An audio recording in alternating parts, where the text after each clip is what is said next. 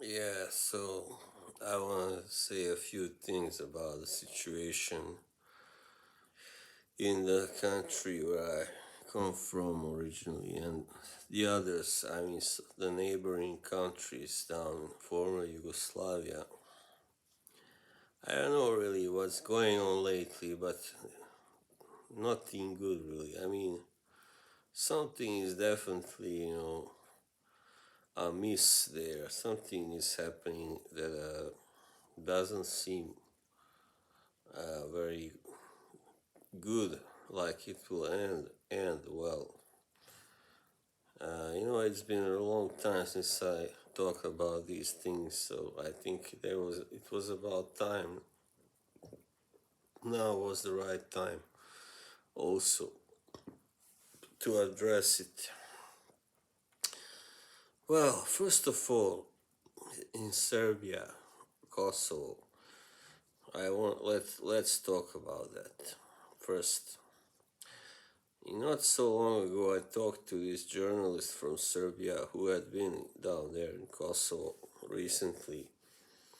A very nice guy, and he told me there's actually nothing wrong down there. There's no such stuff going on that the Serbian president is accusing the the Kosovo administration of. He says the Serbs and Albanians live peacefully like before. But now President Vučić has suddenly, declared an emergency kind of, state down there. I really don't know what he wants, what he's trying to do. And at the same time, you got this situation in Bosnia and Herzegovina, where I come from, where it seems like, very, very, very, very sensitive. It always was sensitive anyway, but the problem is that I think the core of the problem actually lies in the fact that the Serbian part of Bosnia Herzegovina is actually they are planning and they have been planning for a long time. I guess their leader is very like irresponsible individual who is trying to get that part of Bosnia out, to get to succeed from the rest and join together with Serbia to make a greater Serbia that way. And I think that's the same thing that Vucic is trying to do with Kosovo, because he's trying, you know, to actually take as much of that part in order to make as big Serbia as possible. So yeah, I'm afraid that that is the main problem actually, because this is the time of great leaders, great powers. So everybody is trying to become as big as powerful as possible.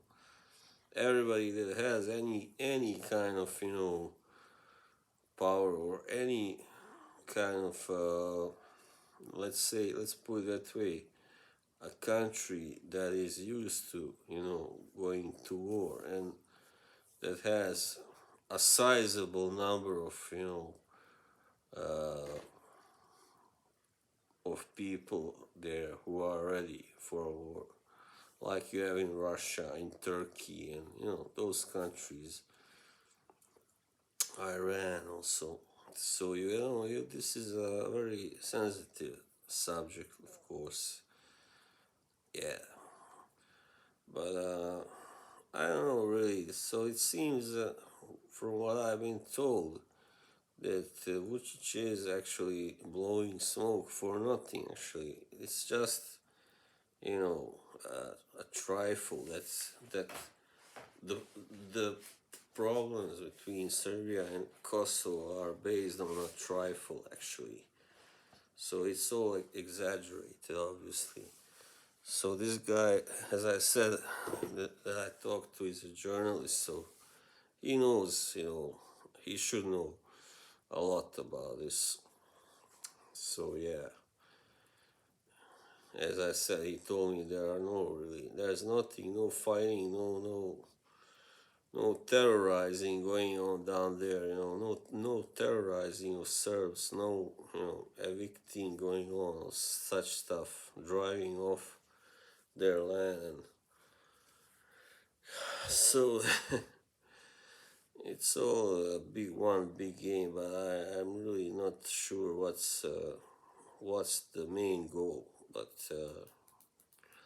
I think there might be something, you know, really big involved at stake here, And at the same time, we got Bosnian Muslim leader Bakir Izetbegovic, who is trying to bring Erdogan here, in to meddle as much as possible in these affairs in Bosnia and affairs in Bosnia Herzegovina, which I don't really like. So he is against the Croatian president Milanovic and the Serbian president Vučić meddling that much, but he says it's okay for Turkish president to meddle. It really makes no sense, right?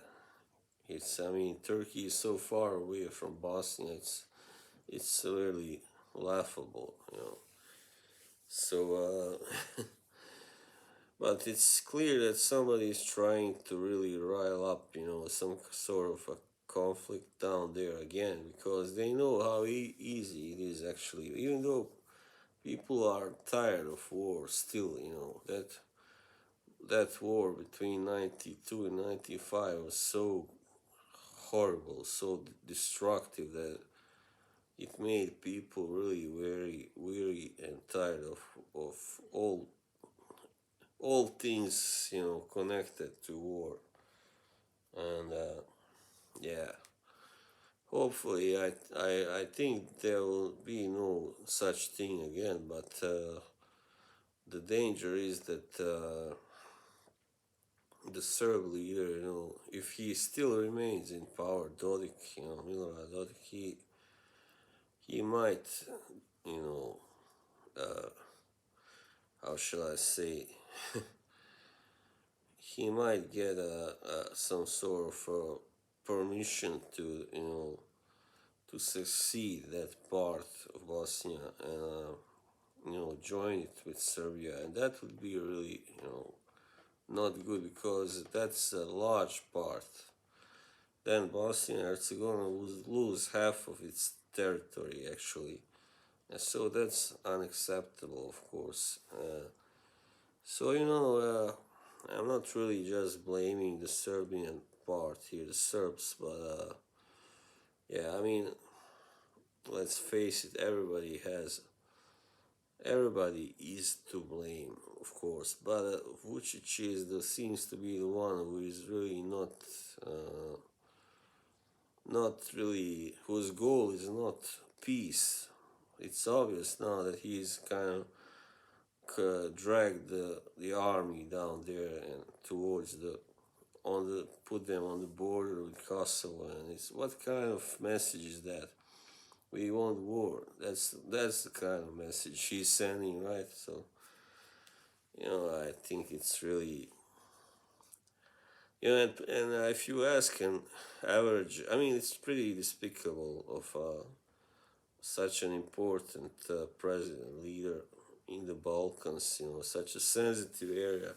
And if you ask an average Serbian person what they think of Vucic, most likely they will not have anything nice to say about him. Most people down there don't like him at all, and now he's been, in power for a long time now, and they just can't seem to get rid of him, because he has also sabotage the or manipulate the elections, and he's such a fox. He's such a leader in that worst kind of old kind of communist style leader. Same as Putin. I mean, nobody can get Putin out of power unless he chooses to go himself. So that's the big difference between the East and the West. In the West, you have had quite many bad leaders, but still they can never stay too long, in power, like 20 years or more. So that's really, I don't know what's gonna happen down there, but as I said, it's at the moment there's a reason for concern, definitely, yeah, yeah, yeah. So that's all. I have nothing more to say. So long.